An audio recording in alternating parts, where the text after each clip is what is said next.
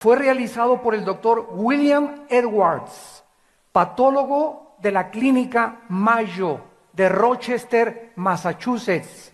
La clínica Mayo, el Hospital General de Boston y el Hospital Hopkins de Estados Unidos están entre los 3 mejores hospitales del mundo entero. Este estudio que voy a presentarles a continuación, intercalándolo con la Biblia, originalmente se presentó en la revista médica Diario de la Asociación Médica Americana, Journal of the American Medical Association. Y esta revista, que aparece cada semana, es de investigación científica médica y la primer revista en circulación mundial hasta el siglo XXI. Vamos pues a adentrarnos a ver qué fue lo que el doctor William Edwards, junto con todos sus compañeros en la clínica Mayo, descubrieron de la muerte, los sufrimientos de Jesucristo, el Hijo de Dios. En primer lugar, la Biblia enseña que Jesús en el huerto de Getsemaní, la noche antes, o casi ya cuando iba a anochecer, que fue capturado en el huerto de Getsemaní, se hincó y llegó con sus discípulos y les pidió a los discípulos, diciéndoles que lo ayudaran a orar, porque su alma estaba angustiada hasta la muerte. Dice en el Evangelio, capítulo 26 de Mateo, versículos 36 al 38, el registro del huerto de Getsemaní. Dice Mateo 26, versículo 36. Entonces Jesús llegó con ellos a un lugar que se llama Getsemaní. Es interesante que la palabra griega Getsemaní significa aceite prensado. Aceite prensado.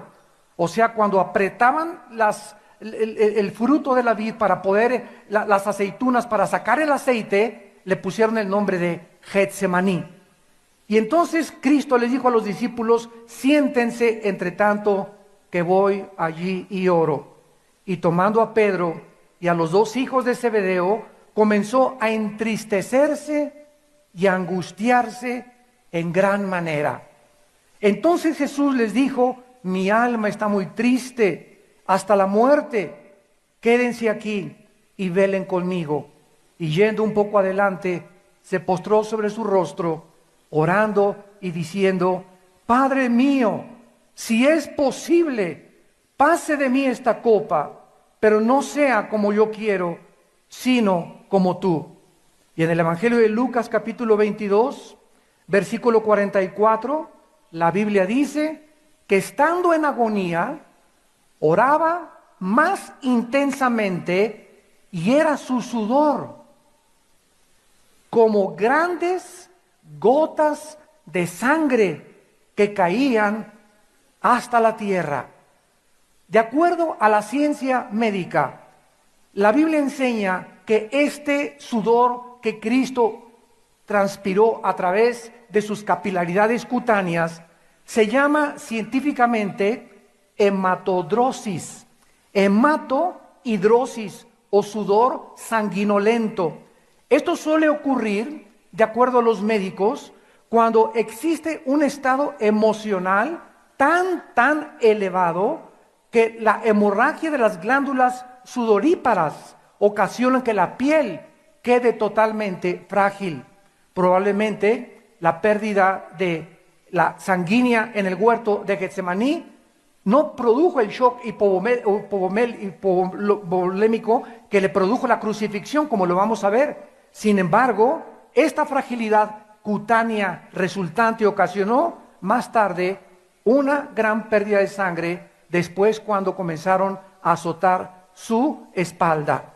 Damas y caballeros, siempre los mismos teólogos, los mismos científicos se han preguntado, una vez que explicamos que esto es científico, hematohidrosis, sudar sangre, ¿por qué Cristo le dice al Padre, si es posible, pasa de mí esta copa? Muchos se han preguntado si Jesucristo tenía miedo a la muerte, si tenía miedo a los clavos, si tenía miedo al flagelo de 5 colas que los soldados romanos usaban. ¿Qué era lo que angustió a Jesús en su humanidad, que lo llevó a transpirar sangre? ¿Qué fue lo que ocasionó la presión sobrenatural, asombrosa sobre su cuerpo, que hizo que la corriente sanguínea saliera a través de la piel? Y la Biblia nos responde que cuando Cristo estaba a punto de expirar en la cruz, gritó, Elí, Elí, lama sabactani, en arameo, que significa, Padre, Padre, ¿por qué me has desamparado? En ese momento, algo misterioso pasó en la cruz. Dios se separa de su Hijo Jesucristo cuando nuestros pecados, tus pecados y mis pecados, fueron puestos sobre su cuerpo. Cristo sudó sangre porque no tenía miedo a la muerte. Él, después de Getsemaní, estaba ya dispuesto a ir y ser crucificado. Jesús estaba angustiado hasta la muerte, que la sangre salió por sus capilaridades cutáneas, porque Jesucristo nunca había sido abandonado por Dios. La Biblia dice que la paga del pecado es la muerte, y el alma que pecare, esa morirá. Y en la cruz nuestros pecados iban a ser puestos sobre el Hijo de Dios. Y en ese momento Dios no podía, porque Dios habita en las tinieblas, en la luz. Y en ese momento las tinieblas cubrieron la tierra. Jesús dijo anteriormente, es la hora de las tinieblas. Y cuando las tinieblas cubrieron a Jesucristo y hubo un gran terremoto y el velo del templo se rasgó, el Padre que mora en la luz no podía estar en esa dimensión en la cruz del Calvario. El Hijo tenía que morir solo. Y si Dios no escatimó a su Hijo, sino que lo entregó por todos nosotros, ¿cómo no nos dará, después de esta asombrosa muestra de amor, todas las cosas si nosotros se la pedimos? La flagelación siguió después de Getsemaní, cuando los soldados romanos usaban unos látigos de 3 o 4 metros de largo, con 5 colas, con puntas de hueso y puntas de fierro. El látigo romano no es como la película de la Pasión, que un látigo cortito que nada más le hacía en la espalda. El látigo romano se enrollaba en el abdomen y en el torso de la víctima. Y cuando el soldado romano sacaba el látigo, a pesar del impacto que tenían las puntas en sus tejidos subcutáneos, desgarraba totalmente toda la piel. Él recibió 39 flagelos, porque de acuerdo a la ley judía no podían darle más de 40. Entonces, hasta eso los soldados romanos respetaron la ley judía, y cuando Cristo acabó de ser flagelado, no tenía absolutamente, ni en el frente, en el abdomen, ni en el torso, ni en la espalda, no tenía un solo centímetro de piel sana. Estaba totalmente hecho pedazos, convertido casi en un guiñapo humano. En Mateo capítulo 27, versículo del 24 al 26, dice la Biblia estas palabras. Mateo 27, 24 al 26. Viendo Pilato que nada adelantaba, sino que se hacía más alboroto, tomó agua y se lavó las manos delante del pueblo, diciendo: inocente soy yo de la sangre de este justo allá vosotros. ¿Cuántos de ustedes en esta mañana van a tomar la misma posición de Poncio Pilatos, el gobernador de Judea? Pues yo no sé, vas a salir por este desayuno tal vez. Yo no sé si Cristo es el Hijo de Dios o no es el Hijo de Dios. A mí no me interesa. Yo quiero seguir con mi vida. No me interesa investigar. No me interesa decirle: Dios, te necesito. Y todas estas personas que están simbolizadas por Pilato son las personas que van a tener mayor condenación. Porque la mayor parte de las personas en el mundo no les interesa conocer la verdad. Prefieren seguir su vida. Creen que solamente es una cosa que va a pasar y que no hay ninguna repercusión eterna en lo que pueda pasar en su vida después de la muerte. Pilato se lavó las manos y dijo: yo no sé si es culpable o no es culpable, yo se los entrego. Lo entregó de una forma débil, de una forma patética, para un gobernante y para un político, a la turba que quería asesinarlo. Dice la Biblia en el versículo 25 que respondiendo todo el pueblo dijo: su sangre sea sobre nosotros y sobre nuestros hijos. Entonces le soltó a Barrabás y azotaron a Jesús y lo entregaron para ser crucificado. Escuchen lo que dice el reporte médico. El grado de pérdida sanguínea en una flagelación. Generalmente el tiempo que la víctima sobreviviría en la cruz era mínimo. La pérdida apreciable de sangre preparó el terreno para un estado de shock hipovolémico, que significa una disminución del volumen sanguíneo por pérdida de sangre o por deshidratación. La hipovolemia, de acuerdo a la ciencia, disminuye la presión circulatoria, por lo que también disminuye la presión de la sangre que regresa al corazón. Esto disminuye la cantidad de sangre que sale del corazón y por eso se le llama que Cristo estaba entrando después de que lo flagelaron en un estado de shock hipovolémico. El sistema circulatorio, de acuerdo a la ciencia médica, se puede recuperar mientras el grado de hemorragia o la pérdida de sangre no pase de cierta cifra. Pero una vez cruzada esta cifra, bastan unos pocos mililitros de sangre para establecer la diferencia entre la vida y la muerte. En el caso de Cristo, no se considera la hipovolemia como la causa de su muerte. Cristo no murió por desangramiento, en otras palabras. Jesús fue tan debilitado por los 39 flagelos o latigazos que la Biblia dice en Mateo capítulo 27, versículo 32, que cuando iba cargando la cruz Cristo, no pudo cargar más el patíbulo de la cruz, y un hombre llamado Cirene, que se llamaba Simón, lo obligaron a llevar la cruz. Desde el pretorio romano de la flagelación al Monte Calvario existía una distancia de casi 900 metros, casi 1 kilómetro. Cristo en Getsemaní perdió sangre. Cristo perdió sangre cuando lo golpearon en la cara, lo golpearon en la espalda, lo flagelaron y no pudo ya cargar la cruz, por lo que lo ayudaron a cargar la cruz para llegar al Monte Calvario. Esto sucedió cuando lo prepararon también y lo llevaron para quitarle el manto de púrpura que los romanos le pusieron y que se le pegó con la sangre coagulada al llegar al Monte Calvario. Al llegar al Monte Calvario, los romanos, que eran expertos en torturar y eran crueles y sanguinarios, le arrancaron el manto de púrpura y con eso arrancaron todos aquellos pellejos y piel que le quedaba en la coagulación y en el tiempo que Cristo tardó en llegar a la cruz del Calvario. Las heridas en la espalda fueron totalmente desprendidas y abiertas cuando fue arrancado totalmente su piel por la sangre que tenía coagulada. Dice Mateo 27, versículo 27, entonces los soldados del gobernador llevaron a Jesús al pretorio y reunieron alrededor de él a toda la compañía y desnudándole, lo encueraron totalmente, le echaron encima un manto escarlata y pusieron sobre su cabeza una corona tejida de espinas filosísimas que penetraron más de 1 pulgada hasta llegar al cráneo, su frente y su cabeza. Y entonces le pusieron una caña e hincando la rodilla le gritaban: ¡Salve, Rey de los Judíos! Y escupiéndole tomaban la caña y le golpeaban en la cabeza.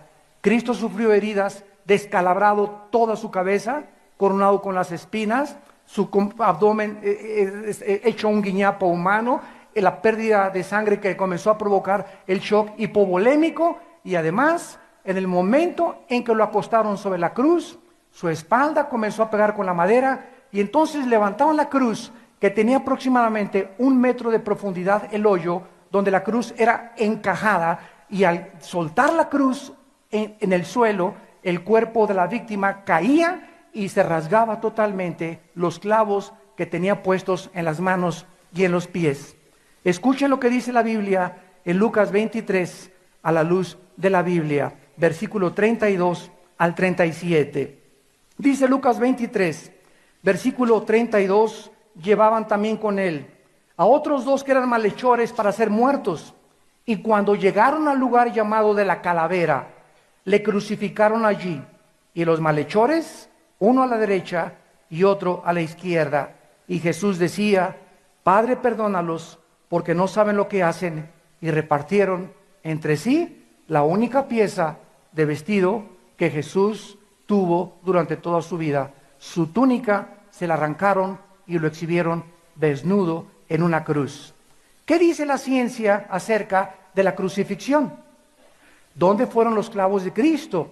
Regularmente se pinta a Cristo con las heridas aquí en las manos, pero de acuerdo a la ciencia era imposible. Los clavos los pusieron exactamente en las muñecas. Dice la ciencia, los brazos de un crucificado no eran totalmente estirados, porque los clavos eran puestos entre los huesos del radio y los huesos del carpo.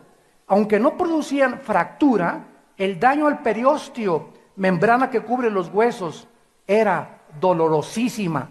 Seguramente los clavos también penetraron el nervio mediano, lo cual debió haberle ocasionado a Jesús espasmos intensísimos de dolor en ambos brazos mientras él estaba recibiendo los clavos con el martillo que herían sus brazos. Todo esto se debió haberle producido lo que llaman en la ciencia parálisis en parte en sus manos, pues los ligamentos son atrapados en el trayecto de los clavos, ocasionando lo que se llama una mano en garra. Los clavos de los pies le atravesaron los huesos del tarso y seguramente también le ocasionaron lesiones en los nervios. Los clavos, sin embargo, no producían una pérdida sanguínea importante.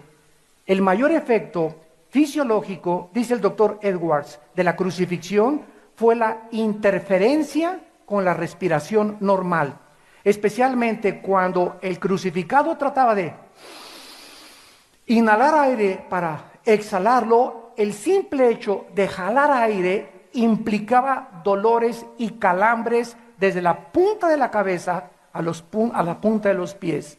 Calambres intensísimos. Las manos ya casi Cristo no las sentía por los nervios que habían atravesado los clavos, y cada vez que Jesús quería respirar era un esfuerzo tan grande que tenía que cada vez y cada segundo se iba acortando poco a poco su vida.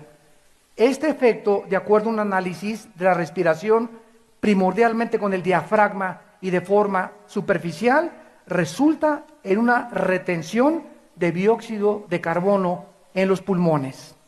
Otros factores, dicen los científicos, que contribuían a la muerte de un crucificado eran, por ejemplo, la deshidratación.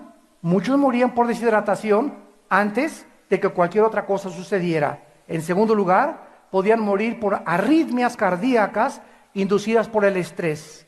En tercer lugar, un crucificado podía morir por insuficiencia cardíaca por acumulación rápida de líquido de la cavidad pericárdica o en la cavidad pleural.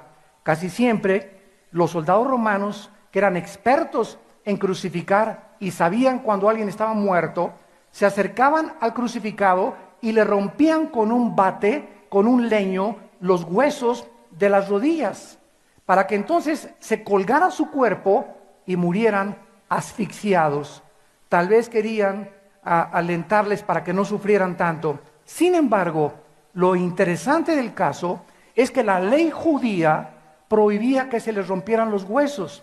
Y cuando el centurión romano se acercó a Jesucristo y vio que estaba totalmente muerto, entonces en lugar de romperle los huesos de las rodillas, tomó una lanza y se la atravesó en el costado de izquierda a derecha.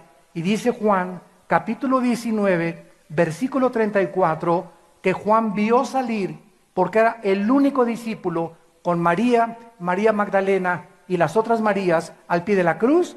Juan escribe: vi salir del costado una gota de sangre con una gota de agua.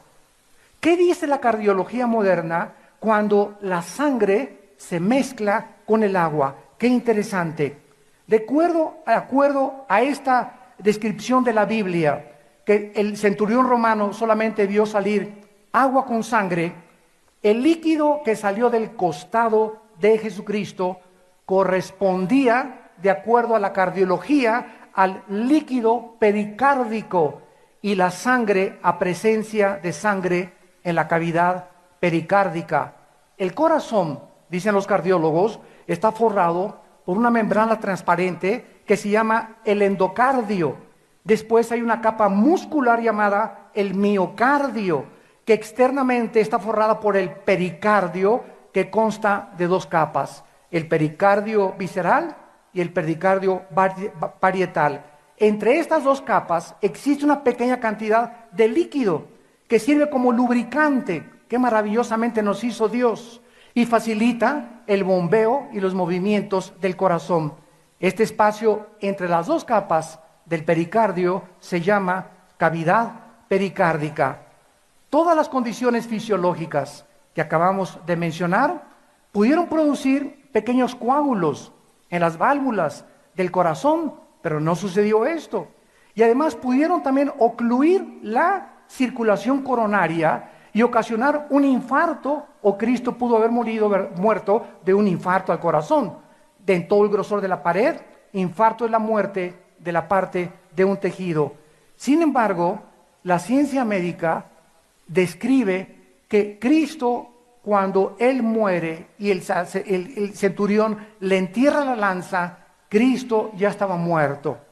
Por eso el centurión dijo, por si las de aquellas, ¿verdad?, le voy a atravesar el costado para asegurarme, aunque yo sé que está muerto. Y de acuerdo a la ciencia médica, Cristo muere porque se le revienta el pericardio, la membrana que envuelve el corazón. Lo más asombroso de esto es que 1000 años antes, damas y caballeros, en el Salmo 22, escrito por el rey David, señores ateos, agnósticos que nos escuchan, 1000 años antes, cuando no existía ni siquiera la cardiología moderna, el rey David escribe y dice de qué murió Jesucristo en la cruz.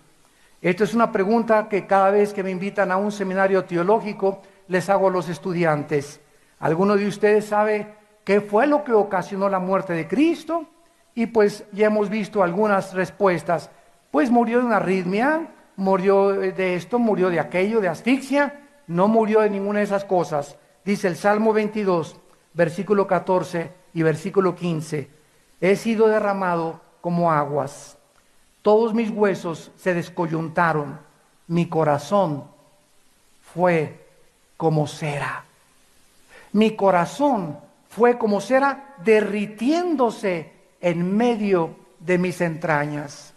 Cuando sale la gota de agua mezclada con la gota de sangre, la Biblia nos muestra que a Cristo en la cruz le explotó el corazón. Cristo muere de dolor moral. Fue tan grande el impacto de nuestros pecados sobre su cuerpo santo.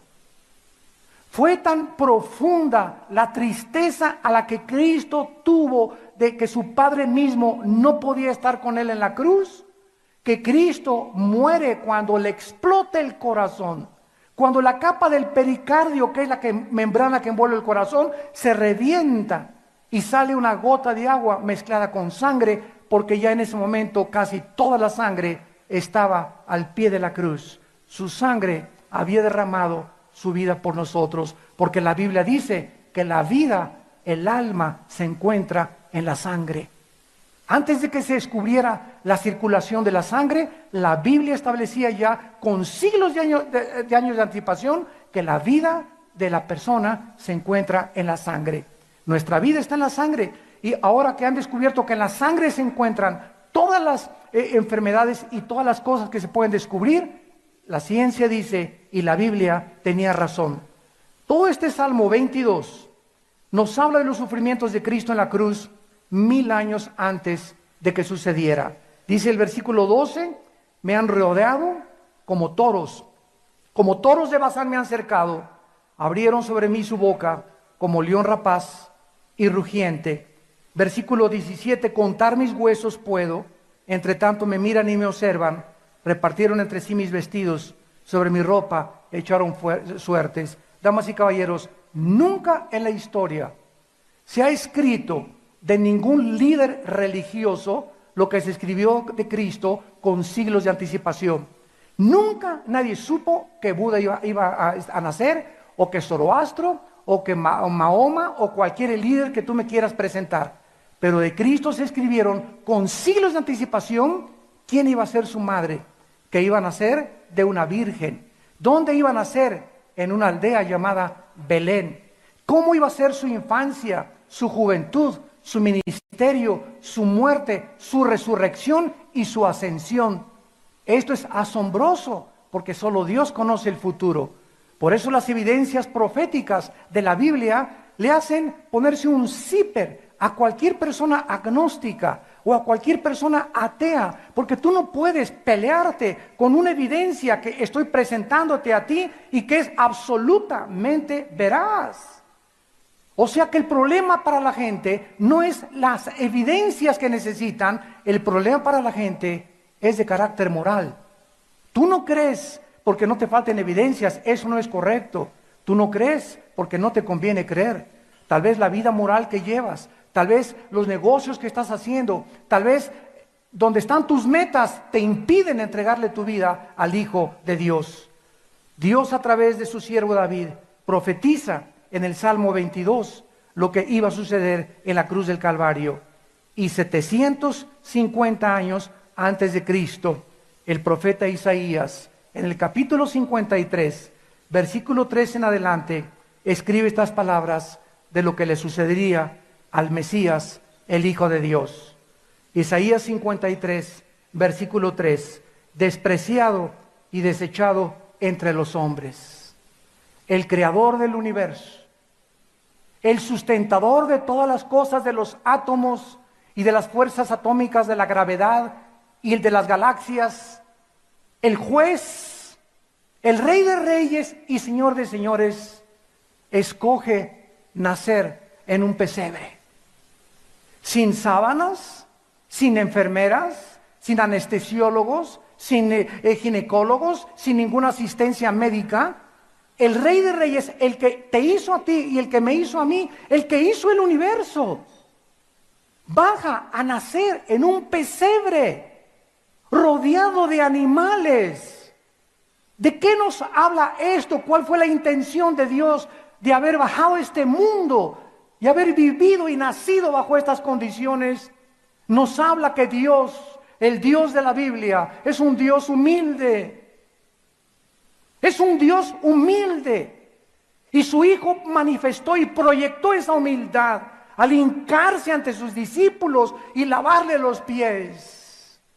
Y nosotros, pobres seres humanos engreídos, soberbios, orgullosos, que creemos y vemos con desprecio a los que son inferiores a nosotros, cultural o social o racialmente, que creemos o nos creemos superiores a los demás, cuando el mismo Dios de los cielos bajó a este mundo a hincarse y lavarnos los pies, para que nosotros descubramos que Dios da gracia a los humildes y Dios resiste a los soberbios. Dios no puede soportar la soberbia humana, y ha sido esta soberbia la que ha ensoberbecido a los científicos ateos en el mundo entero, porque profesando ser sabios se convirtieron en necios. Es la soberbia humana la que nos ha hecho creer que venimos de los animales, que somos el producto fortuito y accidental de una evolución. Es la irracionalidad más grande filosófica que puede existir. Como acaba de decir hace poco el más grande apologista que hay en el mundo ahorita, un hindú llamado Dinesh D'Souza, dice en un debate que tuvo en la Universidad de Notre Dame con Christopher Hitchens, el ateo más grande de Europa, le dice Dinesh D'Souza a este ateo: es que yo he descubierto que el 90% detrás del ateísmo son personas que se quieren vengar de Dios. Están enojados con Dios. y hacen campañas de publicidad y pelean contra un Dios que dicen que no existe. La grande honestidad del ateo Jean-Paul Sartre en los 60, en el siglo pasado, que escribió La náusea y el libro del muro, fue cuando Sartre reconoció al morir: he sido un tonto filosóficamente al haber gastado mi vida en tratar de demostrar algo que no existe, cuando si no existe, había un propósito mucho más elevado al cual dedicar mis talentos. Esta irracionalidad de la soberbia del intelecto humano, que profesando ser sabios se hacen necios. ¿Cómo podemos ser el resultado fortuito de una evolución cuando vemos nosotros un cuerpo maravillosamente diseñado, los ojos que son un diseño inteligente que supera cualquier cámara fotográfica, los oídos, la sangre, el corazón que no necesita aceite? Todo absolutamente nuestro cuerpo fue hecho por un accidente. Y si nosotros somos materia, ¿qué es el pensamiento? El pensamiento no es átomos. El pensamiento es algo que trasciende la investigación empírica de la ciencia. Y es cuando nosotros nos enfrentamos a que el ateo es limitado. Como me dijo una vez un ateo en una universidad hace algunos años, yo le dije: ustedes los ateos están limitados porque llegan un momento en que ya no pueden ir más allá. El cristiano tiene algo que lo hace cruzar el río, que se llama la fe. Y nosotros creemos que hay más allá de investigación empírica y científica. Creemos que aunque no se puede demostrar en un laboratorio de ensayo, el Espíritu nos dice que fuimos creados a semejanza de un Dios, que somos agentes morales, responsables de nuestras decisiones, y que va a haber un juicio donde Dios juzgará a los vivos y a los muertos. Un ateo es una persona que ha hecho un volado al aire. Y le digo: ¿a qué le vas, cara o cruz? Dice: no lo voy a ninguna cosa. Le digo: ¿sabes una cosa? Yo he hecho un volado y tengo más probabilidades de que haya vida después de la vida a que no haya. Porque si los ateos tienen razón y no hay nada después de la vida, no perdemos nada. Pero si Cristo tiene razón, ¿qué amoladas se van a llevar? Dice la Biblia que Jesucristo fue un hombre despreciado y desechado desde que Él nació. A los 2 años, el rey Herodes inició la persecución para que todos los niños menores de 2 años pudieran ser asesinados. Desde los 2 años, desde que nace en el pesebre, Cristo es despreciado y desechado por los hombres. Damas y caballeros, cuando Cristo colgaba en la cruz, ¿quiénes estaban abajo de la cruz? Aquellos que Él sanó, aquellos que Él bendijo, aquellos que le sacó los demonios, aquellos que le recuperó la vista, aquellos que los hizo oír. ¿Por qué ese odio contra Jesús? ¿Por qué esa hazaña tan grande de: si tú eres el Cristo, bájate de la cruz y sálvate primero a ti? ¿Qué les hizo ese hombre para que lo odiaran de esa manera? Yo comprendo cuando vemos un asesino que violó a 20 niños y destripó a 4 o 5 niñas, que hay un coraje que nos enciende y nos hace hervir la sangre, y quisiéramos decir: venganza, venganza contra lo que me han hecho o a mi familia. Pero ese hombre Jesucristo jamás vendió marihuana, jamás fue traficante, jamás mintió, jamás hizo un pecado, pero el odio del mundo se volcó contra Él en la cruz. La pregunta es: ¿por qué, señores antropólogos, sociólogos y psicólogos que nos escuchan? ¿Cómo se puede explicar de una forma racional y lógica un odio inexplicable contra aquel que era la luz, la verdad, el camino y la vida? La Biblia nos da la respuesta en el capítulo 3 de Juan. Esta es la condenación: que la luz vino al mundo y los hombres amaron más las tinieblas. ¿Por qué ese odio contra la Biblia?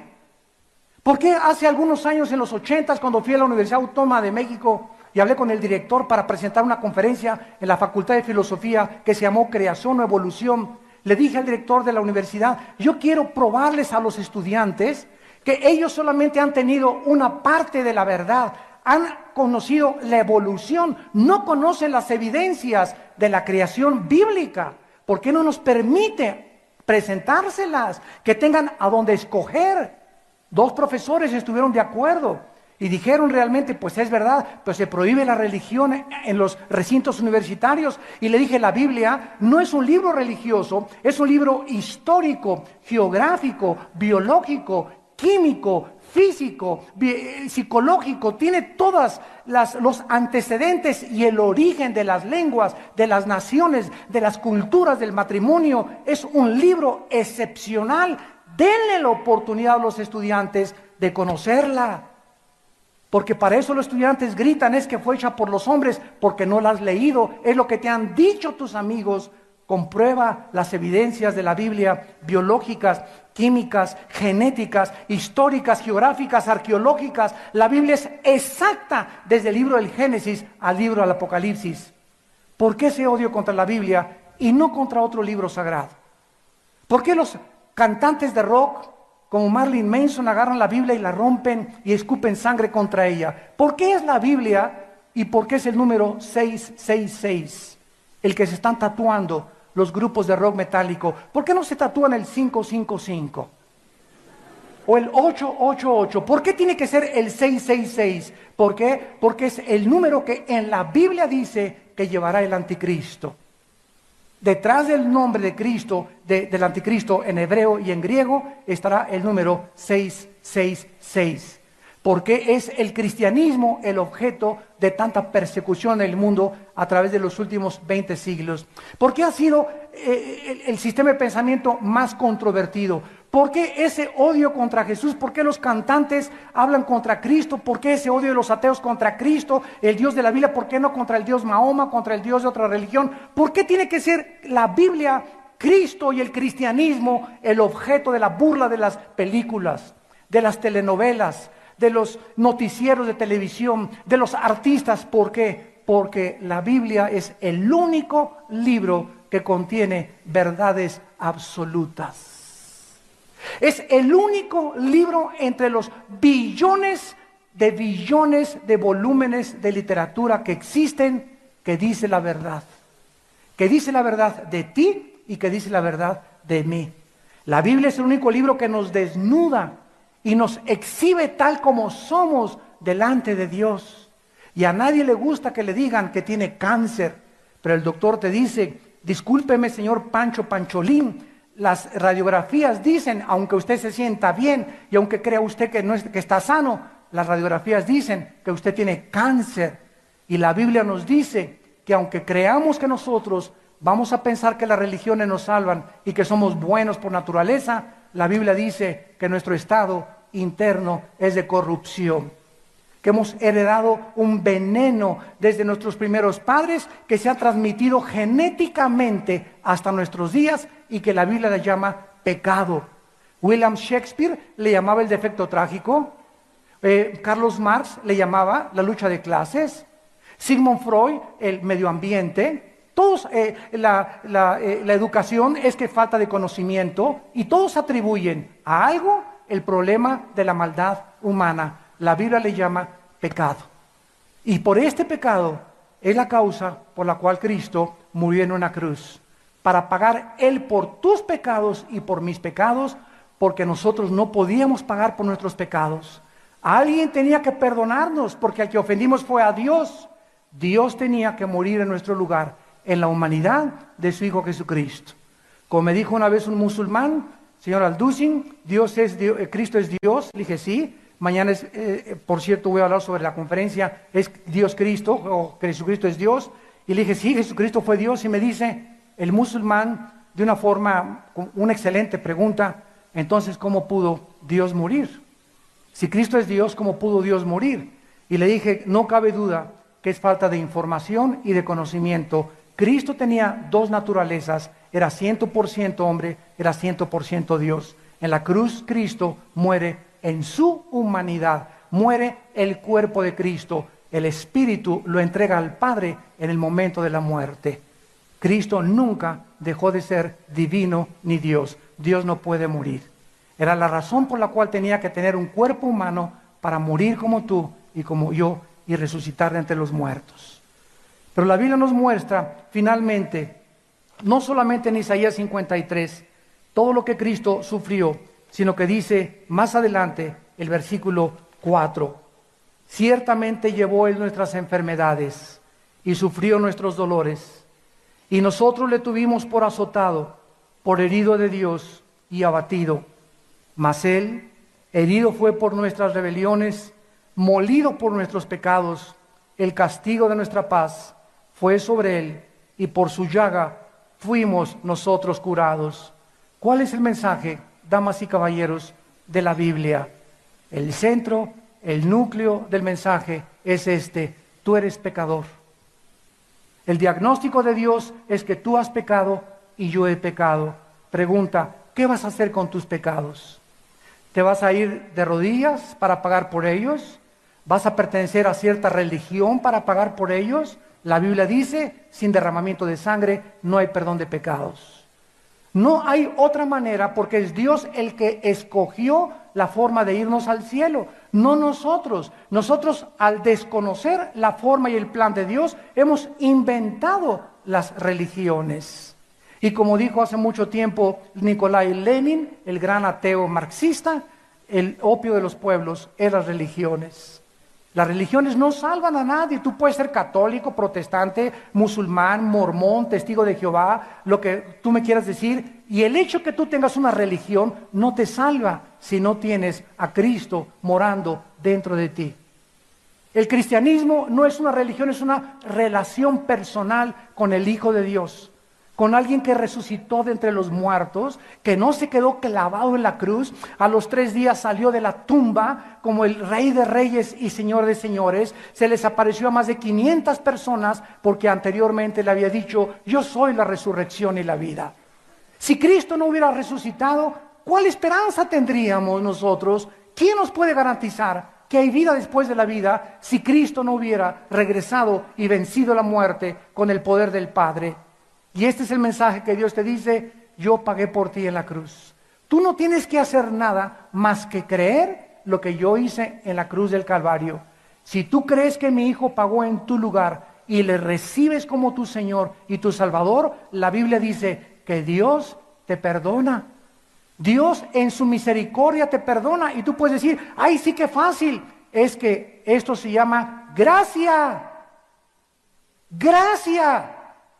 ¿Qué es la gracia? Es algo que no conocemos los humanos. Es un favor que alguien nos da sin que lo merezcamos. Es cuando tu hijo se porta mal y en lugar de que tú lo castigues, le das un regalo. Y el hijo te dice: oye, pero yo no merezco ese regalo. Y le dices: no te lo doy porque lo merezcas, te lo doy por gracia, porque te quiero favorecer simplemente para que veas cuánto te amo. Y este es el mensaje que de Dios, que de tal manera amó Dios al mundo, que nos dio a su Hijo unigénito, para que cualquiera de ustedes que crea en Él no se pierda, mas tenga la vida eterna. Porque Dios muestra su amor para con nosotros en que, siendo aún pecadores, Cristo murió en nuestro lugar. Él, que no conoció pecado, por nosotros se hizo pecado, para que nosotros fuésemos hechos la justicia de Dios en Él. Dios simplemente te pide: ábreme tu corazón, hijo, hija mía. Dame la oportunidad de entrar a tu vida. Dame la oportunidad de demostrarte que soy real. Ya deja de oír las opiniones filosóficas del mundo y de hombres. Escucha la voz de mi Hijo Jesús. Él es la resurrección, Él es el pan que descendió y nos da vida. Él es la luz, Él es el camino, Él es la verdad, Él es la vida eterna. Y Cristo, para terminar, antes de morir, les dijo a los discípulos el día anterior, en Juan capítulo 14, las siguientes palabras. Y nos dice Dios: ahora que nos aproximamos, todos nosotros nos aproximamos a la tumba, porque tú tienes que morir algún día, yo tengo que morir. A lo mejor tú vas a morir hoy, a lo mejor en la próxima hora aquí te sale una embolia saliendo del hotel, a lo mejor un ataque al corazón, un ataque cardíaco. Ninguno de nosotros sabe el momento en que Dios nos dice: se acabó el límite y se acabó el 20 de tu vida, vámonos a casa o desciendes al infierno. Ninguno de nosotros tenemos la seguridad, y Cristo nos dice antes de morir: no se turbe vuestro corazón. El cristiano es una persona que vive segura, está tranquila, aunque haya el dólar bajó, el petróleo cayó, guerras, rumores de guerras, tsunamis, etcétera, etcétera. el mundo que vivimos es un mundo inestable. Las fuerzas de la naturaleza están azotando a la humanidad como nunca había sucedido, exactamente de acuerdo a como la Biblia lo profetizó. En medio de este mundo cambiante y de este mundo inestable, el cristiano es una persona que ha hecho la paz con su Creador, que sabe que todo está bien y que lo peor que nos pueda suceder es morir. Y dice la Biblia en Filipenses capítulo 1 que el morir es ganancia para nosotros. Mientras estamos en el cuerpo, vivimos para Él, pero el día que muramos, salimos de nuestra prisión, que es el cuerpo, el alma y el espíritu, para reunirnos con nuestro Creador y oír esas palabras que dice la Biblia, que Dios te dirá: ven, bendito de mi Padre, al reino que he preparado, porque tuve hambre y me diste comer, tuve sed y me diste de beber, estuve en la cárcel